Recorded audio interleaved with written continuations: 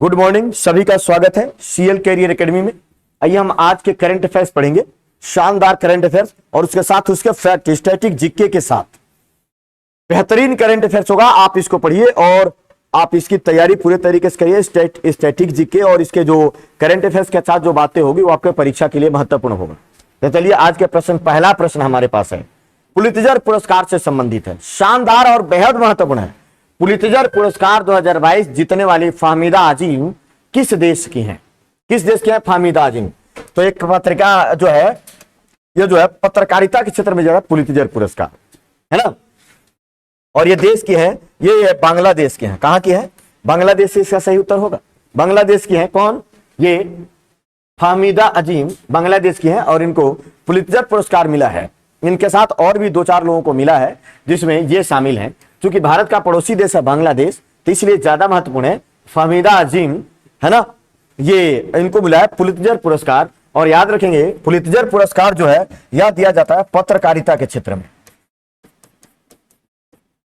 पत्रकारिता के क्षेत्र में दिया जाता है। पत्रकारिता के क्षेत्र में दिया जाता है पुलित्जर पुरस्कार, याद रखेंगे, बेहद महत्वपूर्ण है। फाहमीदा आजिम बांग्लादेश के है ना, और यह काम करती हैं अमेरिका की एक ऑनलाइन पत्रिका इनसाइडर के लिए काम करती है। अमेरिका की ऑनलाइन पत्रिका, ये जो काम करते हैं जिसके साथ, अमेरिका की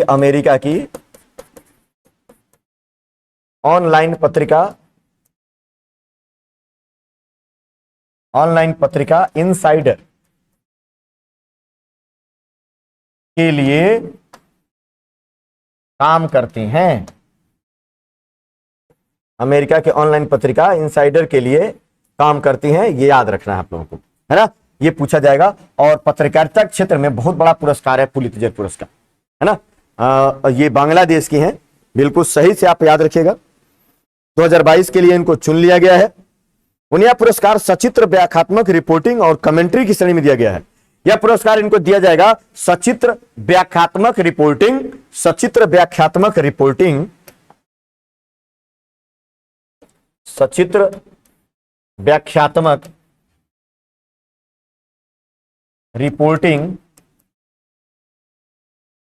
एवं डॉक्यूमेंट्री एनालिसिस के लिए एवं कमेंट्री की श्रेणी के लिए, कमेंट्री की श्रेणी के लिए, कमेंट्री की श्रेणी के लिए दिया जाएगा। तो ये बातें आपको याद रखना है। पुलित्जर पुरस्कार इन्होंने क्या किया है? इनसाइडर पत्रिका के जो पत्रकार हैं एंथनी डेल कर्नल, इनको जोश एडम्स और वाल्ट हिक्की, 3 लोगों को और दिया जाएगा इनके साथ। कौन कौन है? एंथनी डेल कर्नल, जोश एडम्स और वाल्ट हिक्की सहित फाहमीदा आजिम को चीन में उइगर को उत्पीड़न पर काम करने के लिए दिया जाएगा। चीन में जो उइगर मुसलमान है ना, चीन में जो उइगर मुसलमानों पर काम करने के लिए, चीन में उइगर, ये बात आप याद रखेंगे, उइगर मुसलमानों पर काम करने के लिए चुना गया है। उनकी हालत बहुत खराब है, काम करने के लिए, इसी के लिए चुना गया है, याद रखिएगा। और किस श्रेणी में? सचित्र व्याख्यात्मक रिपोर्टिंग कमेंट्री की श्रेणी में पाकिस्तानिता का क्षेत्र में दिया जाता है पुलित्जर पुरस्कार। ये इनसाइडर पत्रिका में काम करती हैं फाहमीदा आजिम, अमेरिका की ऑनलाइन पत्रिका है और ये बांग्लादेश की निवासी है, ये याद रखना है। अब हम थोड़ा बात करेंगे, ये जो पुलित्जर पुरस्कार की शुरुआत कब से हुई?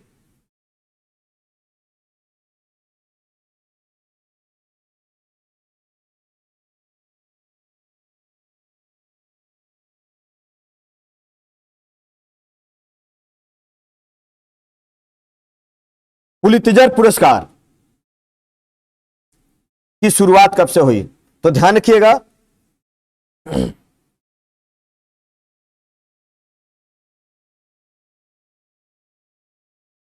पुलित्जर पुरस्कार जो है 1917 में, है ना, पुलित्जर पुरस्कार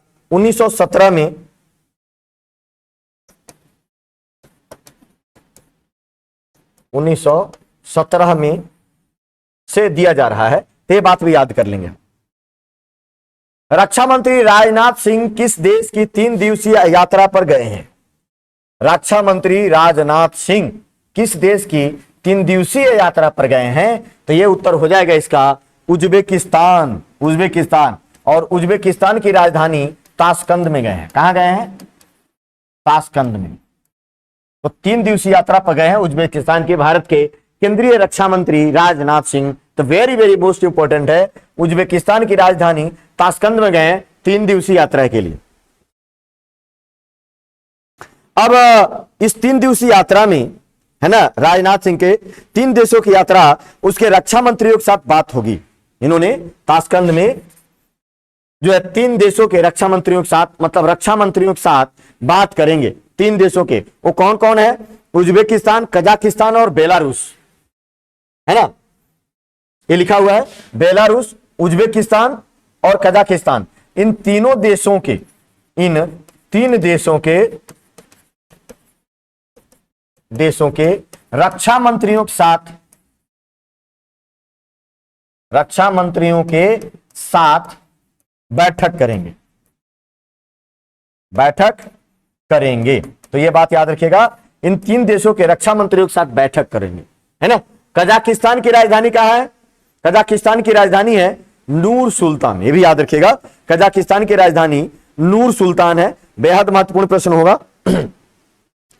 इसके अलावा चीन, कजाकिस्तान, किर्गिस्तान, पाकिस्तान, रूस, ताजिकिस्तान, उज्बेकिस्तान के विदेश मंत्री भी इसमें भाग ले रहे हैं। बैठक में 15-16 सितंबर को जो है ना समरकंद में क्या होगा? ये एससीओ की बैठक होगी। समरकंद में 15 से 16 सितंबर के बीच समरकंद में एससीओ की बैठक होगी। यह भी याद रखिएगा, बेहद महत्वपूर्ण प्रश्न है ये। प्रधानमंत्री ने कहां पर अमृता हॉस्पिटल का उद्घाटन, प्रधानमंत्री ने कहां पर अमृता हॉस्पिटल का उद्घाटन किया? प्रधानमंत्री ने कहां पर अमृता हॉस्पिटल का उद्घाटन किया है?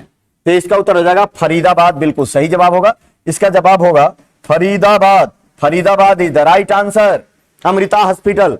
और किसने किया? प्रधानमंत्री नरेंद्र मोदी ने, नरेंद्र मोदी ने इसका उद्घाटन, जो पीएम है, भारतीय पीएम नरेंद्र मोदी ने अमृता हॉस्पिटल का उद्घाटन किया है।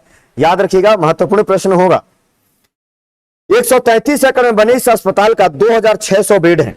कितने बना है ये अमृता हॉस्पिटल? जो है 133 एकड़ में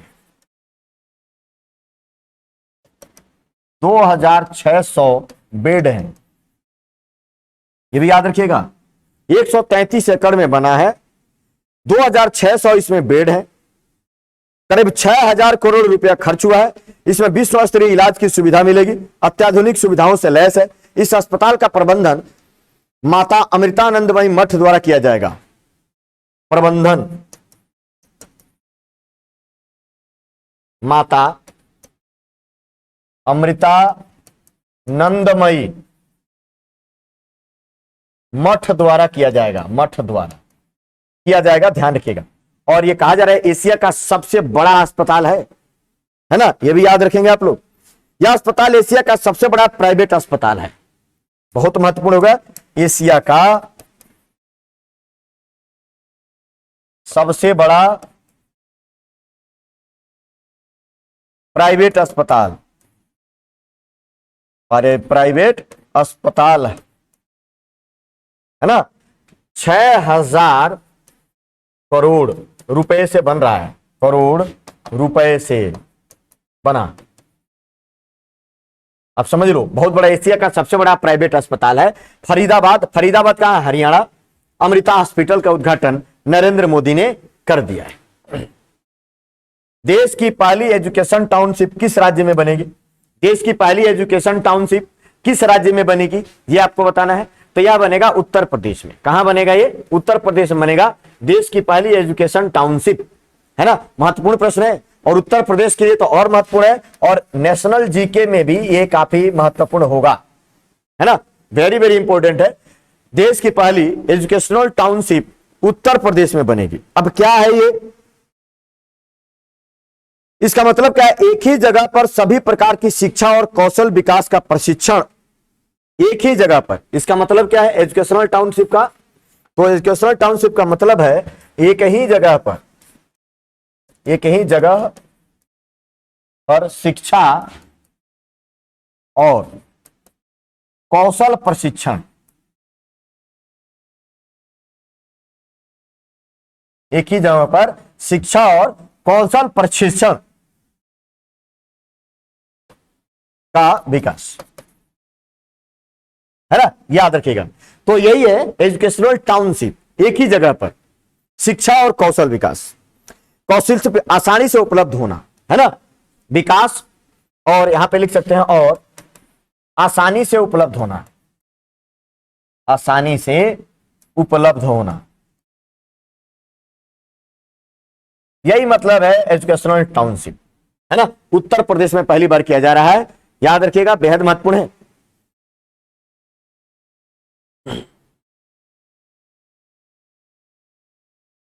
यहां पर हो जाएगा, जब एजुकेशनल टाउनशिप हो जाएगा तो यहां पर क्या होगा, देश और विदेश दोनों के सबसे टॉप मोस्ट जो विश्वविद्यालय हैं, कॉलेज हैं, वो अपना क्या कर सकते हैं, शाखा खोल सकते हैं अपने जो है इस प्रोग्राम टाउनशिप के तहत अपने विश्वविद्यालय का शाखा खोल सकते हैं, कैंपस खोल सकते हैं। यहां पर इसी को बोला जाएगा एजुकेशनल टाउनशिप।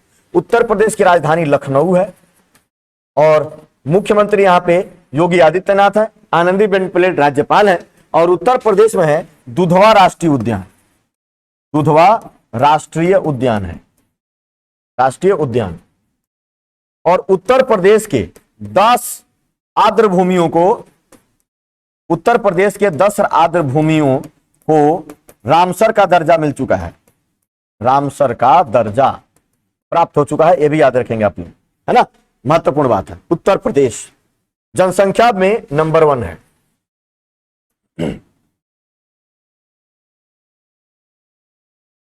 हाल ही में कौन डिजिटल रुपया लॉन्च करेगा? भारत में अब डिजिटल रुपया लॉन्च करने का जो है प्रोग्राम बन रहा है।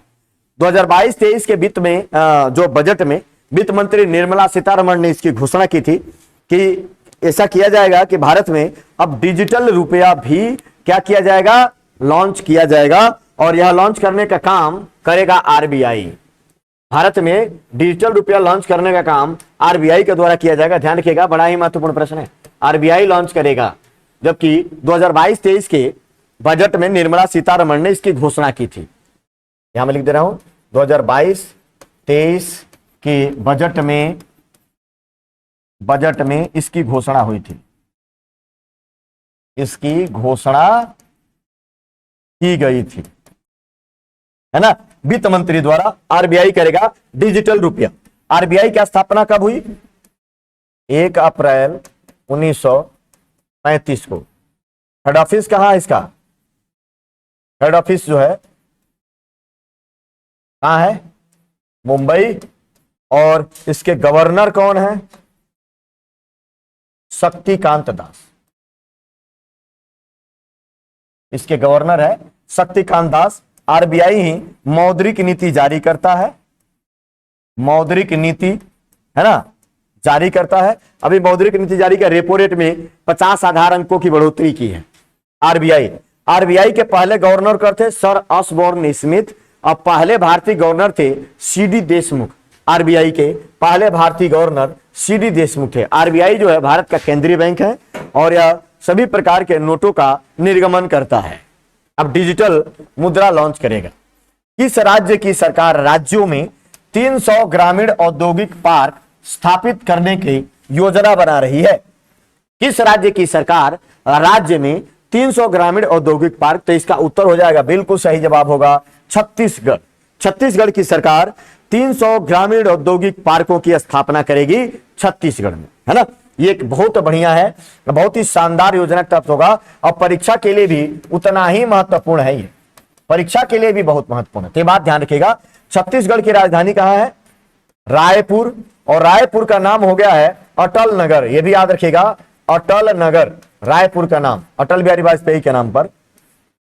सीएम कौन है? भूपेश बघेल। भूपेश बघेल यहां के, भूपेश बघेल यहां का सीएम है। छत्तीसगढ़ के, ये भी याद रखिएगा। भूपेश बघेल जो है यहां के सीएम है। और राज्यपाल कौन है? अनुसुईया उइके, राज्यपाल अनुसुईया उइके, है ना। छत्तीसगढ़ में है Indravati tiger reserve, Indravati tiger reserve.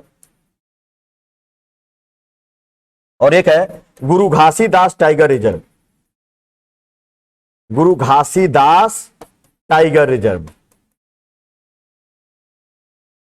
ये भी आप याद रखिएगा। साथ ही साथ आप ये भी याद रखेंगे छत्तीसगढ़ की स्थापना कब हुई थी? 1 नवंबर सन 2000 ईस्वी को इसकी स्थापना हुई थी छत्तीसगढ़ की, है ना। किससे अलग करके हुआ था? मध्य प्रदेश से अलग होकर छत्तीसगढ़ एक नया राज्य बनाया गया था। आप ये भी याद रखेंगे, बहुत ही महत्वपूर्ण होगा, अक्सर पूछा जाता रहता है। छत्तीसगढ़ में गुरु घासीदास और इंद्रावती टाइगर रिजर्व, ये 2 टाइगर रिजर्व हैं। सबसे लेटेस्ट है गुरु घासीदास टाइगर रिजर्व, है ना, छत्तीसगढ़ में। किस केंद्रीय मंत्री ने ऑनलाइन शैक्षणिक मोबाइल गेम आजादी क्वेस्ट, शानदार प्रश्न है ये, आजादी क्वेस्ट, वेरी वेरी इंपॉर्टेंट, है ना। पूछा जा रहा है कि किस केंद्र में ऑनलाइन शैक्षणिक मोबाइल गेम, मतलब पढ़ने वाला गेम लॉन्च किया है ना। किसने लॉन्च किया है? तो ये लॉन्च किया अनुराग ठाकुर के द्वारा। अनुराग ठाकुर, केंद्रीय मंत्री अनुराग ठाकुर। अनुराग ठाकुर कौन से मंत्री हैं अभी? खेल मंत्री। अनुराग ठाकुर जो है खेल मंत्री हैं भारत के, खेल मंत्री हैं अनुराग ठाकुर। उन्होंने ऑनलाइन शैक्षणिक मोबाइल गेम लॉन्च किया है जिसका नाम है आजादी क्वेस्ट। इस online learning mobile game series को जिंगा इंडिया के सहयोग से विकसित किया गया है। इसको जिंगा इंडिया के सहयोग से, जिंगा इंडिया के सहयोग से विकसित किया गया है, विकसित किया गया है। ये याद रखना है आपको, इसको विकसित करने के लिए, है ना। और अनुराग ठाकुर ने इसको लॉन्च किया, आजादी क्वेस्ट जो है इसको लॉन्च किया गया है।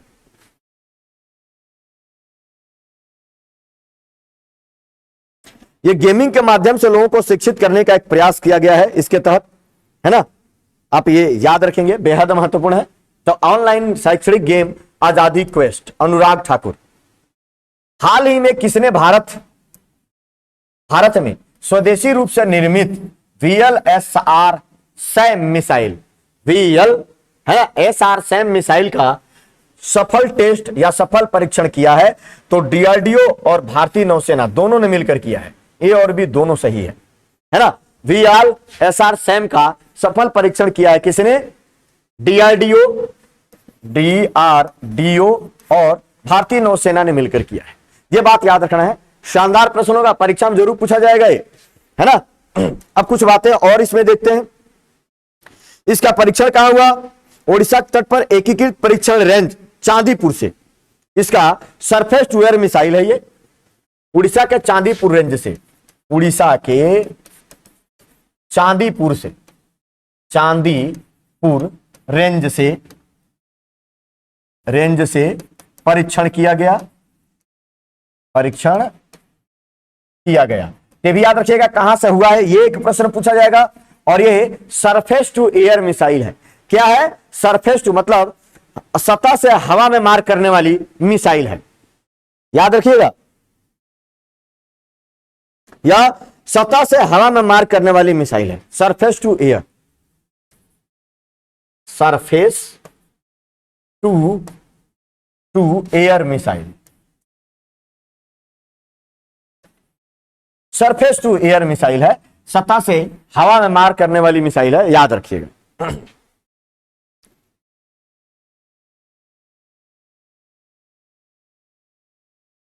थोड़ा सा जानते हैं DRDO के बारे में। Defence research and development organisation 1958 में स्थापना हुआ था, 1958 में स्थापना हुआ था। मुख्यालय जो है इसका नई दिल्ली में है, और इसके प्रमुख जो है वो है जी सतीश रेड्डी। लगभग आ ही जाता है बार बार, जी सतीश रेड्डी इसके प्रमुख हैं। बलस्य मूलम विज्ञानम इसका क्या है, आदर्श वाक्य है। बलस्य मूलम विज्ञानम डीआरडीओ का आदर्श वाक्य है और यह बहुत सारे रक्षा उपकरण का डिजाइन करता है ना, ये याद रखिएगा। भारतीय नौसेना है ना, जो है भारतीय नौसेना का प्रमुख कौन है, एडमिरल कौन है, एडमिरल आर हरि कुमार। भारत नौसेना प्रमुख कौन है, आर हरि कुमार है, याद रखना आपको, एडमिरल आर हरि कुमार। ओणम महोत्सव 2022 किस राज्य में मनाया जाता है, ओणम महोत्सव बड़ा फेमस महोत्सव है और उतना ही महत्वपूर्ण है करंट अफेयर्स के लिए। तो ओणम महोत्सव जो है केरल में मनाया जाता है, Kerala is the right answer, Kerala है ना, बेहद महत्वपूर्ण है। ओणम जो है केरल में मनाया जाता है, याद रखिएगा। केरल बहुत जो है ना ओणम है ना, इसका एक पौराणिक जो है कथा भी है कि राक्षसों के राजा महाबली माना जाता है कि वो साल में प्रतिवर्ष धरती पर आते हैं, तो उन्हीं के स्वागत के लिए मनाया जाता है। राक्षसों के राजा महाबली, उसका नाम ही था बलि, राजा बलि के सम्मान में, पृथ्वी के राजा थे वो, सम्मान में है ना, केरल में और खास करके दक्षिण भारत में यह मनाया जाता है। केरल और दक्षिण भारत में यह ओणम का त्यौहार मनाया जाता है। ओणम मनाने के पीछे यही है ना, जो असुर राजा थे उनका आदर सत्कार के लिए मनाया जाता है। ओणम त्यौहार भगवान विष्णु के वामन अवतार और राजा बलि के द्वारा पृथ्वी पर आने के उत्सव को मनाया था। देखो राजा बलि जो वामन अवतार हुआ था भगवान विष्णु का, उन्होंने बलि से 3 हाथ जमीन 3 पग जमीन मांगा था और जिसे तीनों लोग नाप लिए थे। तो इस तरीके से राजा बलि को उन्होंने पाताल में भेजा था और उनको कहा था कि भाई एक बार आप आ सकते हैं धरती पर, तो वो एक बार साल में आते हैं। तो उन्हीं के सम्मान में या केरल में ओणम का महोत्सव मनाया जाता है। ये महत्वपूर्ण बात है, याद रखिएगा। हाल ही में शरणार्थियों के स्वागत के प्रयास के लिए किसने यूनेस्को शांति पुरस्कार जीता है, शरणार्थियों के स्वागत के प्रयास के लिए, मतलब शरणार्थियों का ज्यादा स्वागत किया गया और इस मामले में बहुत ही महत्वपूर्ण है। तो यूनेस्को का जो शांति पुरस्कार जो दिया जाता है, तो शांति पुरस्कार जीता किसने जीता है, तो जर्मनी की पूर्व चांसलर रह चुकी हैं एंजेला मर्केल को। जर्मनी की पूर्व चांसलर एंजेला मर्केल ने यूनेस्को का शांति पुरस्कार जीता है और किस काम के लिए, देखिए शरणार्थियों के स्वागत का प्रयास करने के लिए। तो इस तरीके से उनको शांति बनाए रखने के लिए यह पुरस्कार दिया गया है। अब बात करेंगे यूनेस्को के बारे में। यूनेस्को UNESCO, यूनेस्को का पूरा नाम क्या है, यूनेस्को यूएन से हो जाएगा यूनाइटेड नेशंस है ना, ई से हो जाएगा educational scientific and cultural organisation, united nations educational scientific and cultural organisation. इसकी जो स्थापना हुई थी, स्थापना जो हुई थी यह हुआ था 16 नवंबर 1945 को और इसका जो मुख्यालय है यह है पेरिस, फ्रांस में है। पेरिस फ्रांस में इसका मुख्यालय है ना। और यूनेस्को के जो प्रमुख हैं है ना, यूनेस्को के जो प्रमुख हैं आंद्रे अजोले, 193 सदस्य देश हैं, सदस्य 193 और प्रमुख आंद्रे अजोले। तो अक्सर इसका मुख्यालय वगैरह पूछा जाता रहता है। स्थापना यूनेस्को का पूरा नाम, तो यूनेस्को शांति पुरस्कार एंजेला मर्केल जर्मनी की पूर्व चांसलर इन्होंने जीता है। हाल ही में आरबीआई द्वारा मौद्रिक नीति के रेपो रेट में कितने आधार अंकों का क्या किया गया है, वृद्धि की गई है। देखो ये प्रश्न भी बन गया है। आरबीआई ने अपनी मौद्रिक नीति जो जारी करता है 2 माह में, प्रति 2 माह में 2 माह में जारी करते रहता है। तो कितने आधार अंकों की बढ़ोतरी की है, तो 50 आधार अंकों की बढ़ोतरी की है। तो रेपो रेट अब बढ़कर पहले कितना था 4.90, अब हो गया है 5.40। ये रेपो रेट हो गया वर्तमान में। 50 आधार अंकों की या 50 आधार अंकों की वृद्धि की गई है आरबीआई के द्वारा। तो इस तरीके से रेपो रेट वर्तमान में हो गया है 5.40। तो रेपो रेट जो है 5.40% हो गया है ना रेपो रेट। और भी बताते हैं रिवर्स रेपो रेट कितना है।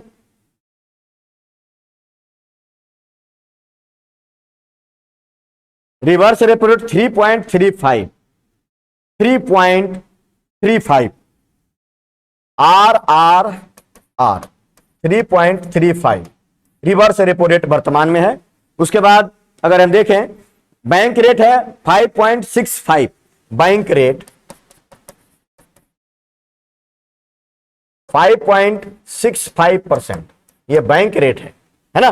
CRR और SLR भी देख लेते हैं। CRR है 4.50, CRR मतलब कैश रिजर्व रेशियो 4.50% वर्तमान में कैश रिजर्व रेशियो है। और SLR स्टूटरी लिक्विडिटी रेशियो 18% है।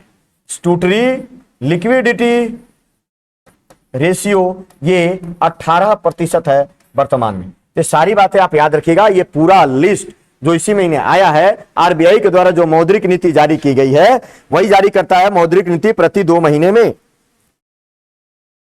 है ना। प्रति 2 महीने में जो जारी होता है। SDF है 5.15, SDF ये भी याद रखिएगा। SDF ये 5.15% है, ये भी याद रखिएगा। तो चलिए याद रखिएगा 50 आधार बेसिस का बढ़ोतरी किया गया है और 4.90 से बढ़कर रेपो रेट 5.40 हो गया। अभी मैंने आरबीआई के बारे में बताया था इसी वीडियो में, आप वहां से देख सकते हैं। भारत किस देश के साथ उत्तराखंड के औली में मेगा सैन्य अभ्यास आयोजित करेगा। मेगा सैन्य अभ्यास आयोजित करेगा भारत किस देश के साथ मिलकर करेगा। तो यह आपको याद रखना है, अमेरिका के साथ मिलकर करेगा। किसके साथ? अमेरिका के साथ। कहां होगा? उत्तराखंड के औली में जो है एक मेगा सैन्य अभ्यास आयोजित किया जाएगा, है ना। तो ध्यान रखिएगा भारत और जो है अमेरिका के बीच उत्तराखंड के औली में मेगा सैन्य अभ्यास आयोजित किया जाएगा।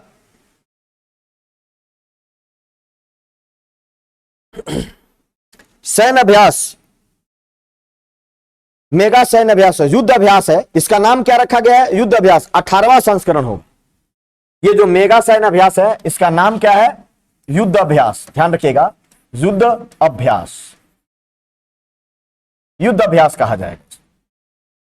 और युद्ध अभ्यास का 18वां संस्करण होगा। 18वां संस्करण भारत और अमेरिका के बीच उत्तराखंड में आयोजित होगा। बेहद महत्वपूर्ण है। हमारी एक वीडियो आ चुकी है, उसको आप देखिएगा। सैन्य अभ्यासों पर पूरे तरीके से 2021 और 22 में जितने सैन्य अभ्यास भारत का विभिन्न देशों के साथ हुआ है उसकी एक वीडियो हमने अभी जो है शाम को ही हमने लॉन्च किया था। कल 9:15 पे आई थी। आप उसको जरूर देखिएगा, उससे आपके सारे सैन्य अभ्यास जो है क्लियर हो जाएंगे। और साथ ही साथ हम पिछले 1 साल के जितनी समितियां बनी है, जो खेल हुआ है, पुरस्कार हुआ है, इस तरीके से अलग अलग वीडियो में हम आपको देंगे। तो आप देखना ना भूलिए, जुड़िए, सीएल कैरियर एकेडमी से जरूर जुड़िए और हमारी सारी वीडियो देखिए और उसके साथ साथ लाभ उठाइए। केवल देखिए ही नहीं, आप लाभ उठाइए। बहुत ही बेहद जो है जो आपके लिए यूजफुल होगा, आपके एग्जाम के लिए बिल्कुल फ्री आप कास्ट ये सारी वीडियो देख सकते हैं। ये याद रखेंगे, युद्ध अभ्यास 18वां संस्करण उत्तराखंड के औली में आयोजित किया जाएगा। ये मेगा सैन्य अभ्यास होगा। पिछला संस्करण जो आयोजित हुआ था 2021 अक्टूबर अमेरिका के अलास्का में हुआ था, है ना। ये याद रखेंगे आप लोग। अलास्का में पिछली बार अलास्का में हुआ था, है ना। और इस बार उत्तराखंड में हो रहा है। उत्तराखंड की राजधानी है देहरादून। उत्तराखंड की राजधानी देहरादून और उत्तराखंड के मुख्यमंत्री कौन है? पुष्कर सिंह धामी। ये भी याद रखेगा। और उत्तराखंड में ही भारतीय वन अनुसंधान संस्थान है। भारतीय वन अनुसंधान संस्थान उत्तराखंड में ही है। यूएफा सुपर कप 2022 का खिताब किसने जीता है? यूएफा, यूईएफए, इसी को बोला जाता है यूएफा सुपर कप 2022 का खिताब। और ये किसमें आता है? फुटबॉल है, फुटबॉल। इसी में खेलने वाली भारत की पहली महिला फुटबॉलर कौन है? मनीषा कल्याण। यूएफा कप में ही मनीषा कल्याण, है ना, मनीषा कल्याण ने खेला। हाँ, मनी होशियारपुर से। इसे में कहलाया। तो यूएफए सुपर कप किसने जीता है? तो यह जीत लिया है, इस खिताब को जीता है रियल मैड्रिड ने। कौन जीता है? रियल मैड्रिड जीता है। और किसको हराया है? तो आइंट्राख्ट फ्रैंकफर्ट को हराकर रियल मैड्रिड ने यूएफए सुपर कप 2022 जीत लिया। ध्यान रखिएगा, रियल मैड्रिड आइंट्राख्ट फ्रैंकफर्ट को हराकर या यूईएफए का जो फुटबॉल सुपर कप खिताब है उसने जीत लिया है। आप याद रखिएगा, महत्वपूर्ण प्रश्न होगा आपका परीक्षा के लिए। इस तरीके से तमाम प्रश्न जो है लगातार पूछे जाते रहते हैं।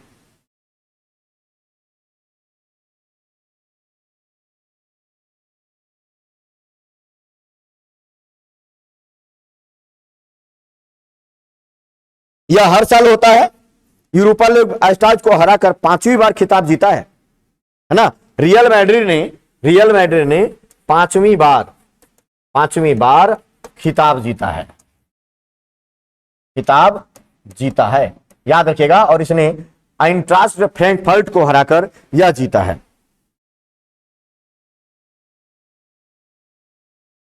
चलिए, विश्व हाथी दिवस 2022 कब मनाया गया है? विश्व हाथी दिवस 2022 कब मनाया गया है? तो यह प्रतिवर्ष 12 अगस्त को विश्व हाथी दिवस मनाया जाता है ना। एक और ध्यान रखिएगा, हाथी जो है, हाथी भारत का धरोहर पशु है। हाथी को 2010 में भारत का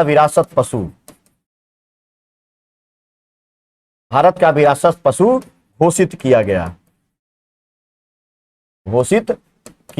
है। तो यह भी याद रखेंगे, भारत का विरासत पशु 2010 में हाथी को घोषित किया गया। और विश्व हाथी दिवस जो है प्रतिवर्ष 12 अगस्त को मनाया जाता है। 12 अगस्त को हाथी दिवस मनाया जाता है।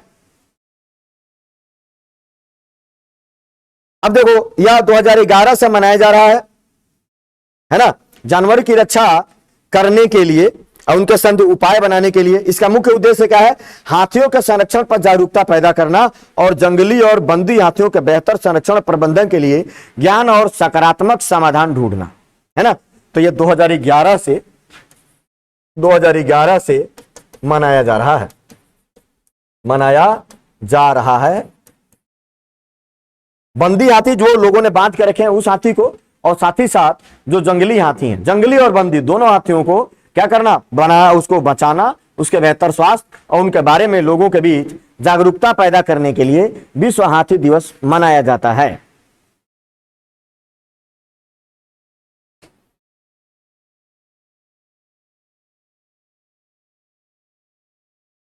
दो 2011 में मनाया नहीं गया, घोषणा किया गया था, है ना। 2011 से आप याद रखिएगा, 12 अगस्त 2012 को विश्व हाथी दिवस की स्थापना की गई। अब पहली बार 12 अगस्त 2012 को मनाया गया, है ना। तो 2011 में जो है घोषणा किया गया था, घोषणा, है ना, घोषणा किया गया, ये याद रखेंगे। और 12 अगस्त 2012 को पहली बार मनाया गया था। तो यह भी याद रखेंगे, विश्व हाथी दिवस महत्वपूर्ण बात होगा ये।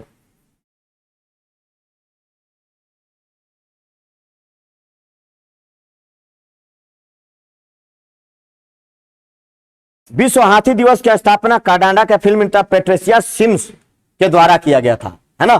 थाईलैंड को क्या बोलते हैं? हाथियों के लिए हाथियों का देश। थाईलैंड हाथियों का देश है ना, याद रखेंगे। थाईलैंड हाथियों का देश है, हाथियों का देश। सफेद हाथी कहां पाए जाते हैं? सफेद हाथी अफ्रीका महाद्वीप में सफेद हाथी पाए जाते हैं। इधर भी पूर्वी एशिया के देशों में भी सफेद हाथी पाए जाते हैं, है ना। लेकिन हाथियों का देश थाईलैंड। अंतरराष्ट्रीय युवा दिवस कब मनाया जाता है? अंतरराष्ट्रीय युवा दिवस भी 12 अगस्त को ही मनाया जाता है। अंतरराष्ट्रीय युवा दिवस भी कब मनाया जाता है? 12 अगस्त को ही मनाया जाता है। तो अंतरराष्ट्रीय विश्व हाथी दिवस और अंतरराष्ट्रीय युवा दिवस 2022 दोनों ही 12 अगस्त को ही मनाया गया है और 12 अगस्त को ही मनाया जाता रहा है ना। अंतर्राष्ट्रीय युवा दिवस हर साल 12 अगस्त को मनाया जाता है। इस दिवस का क्या उद्देश्य है?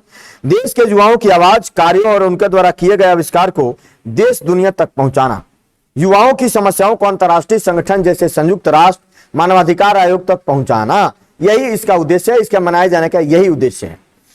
अंतर्राष्ट्रीय युवा दिवस की थीम क्या है? तो इस वर्ष जो है इस दिवस की थीम है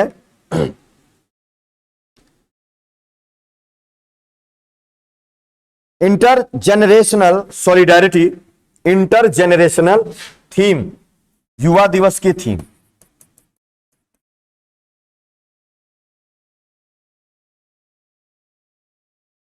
इंटरजेनरेशनल सॉलिडारिटी। इंटरजेनरेशनल सॉलिडारिटी है ना, solidarity. Creating a world, creating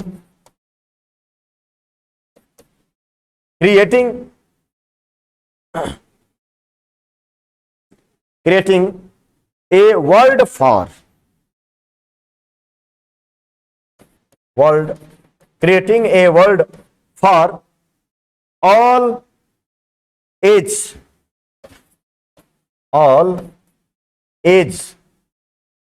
मतलब उम्र, एज का मतलब उम्र। तो ये इसका थीम है, याद रखिएगा, intergenerational solidarity creating a world for all age, है ना। तो ये इसका 2022 की अंतर्राष्ट्रीय युवा दिवस की थीम है। संयुक्त राष्ट्र ने 1999 से हर वर्ष 12 अगस्त को अंतर्राष्ट्रीय युवा दिवस मनाने की जो है ना घोषणा की थी। संयुक्त राष्ट्र ने, किसने? संयुक्त राष्ट्र ने 1999 से 12 अगस्त को युवा दिवस, अंतर्राष्ट्रीय युवा दिवस है ना, दिवस मनाने की घोषणा की थी। मनाने की घोषणा है ना की थी। यह ध्यान किया गया, यूएनओ के द्वारा किया गया था। अंतर्राष्ट्रीय युवा दिवस मनाने की घोषणा की थी और इसकी घोषणा लिस्बन में संयुक्त राष्ट्र महासभा में युवाओं के लिए जिम्मेदार मंत्रियों के विश्व सम्मेलन में किया गया है ना।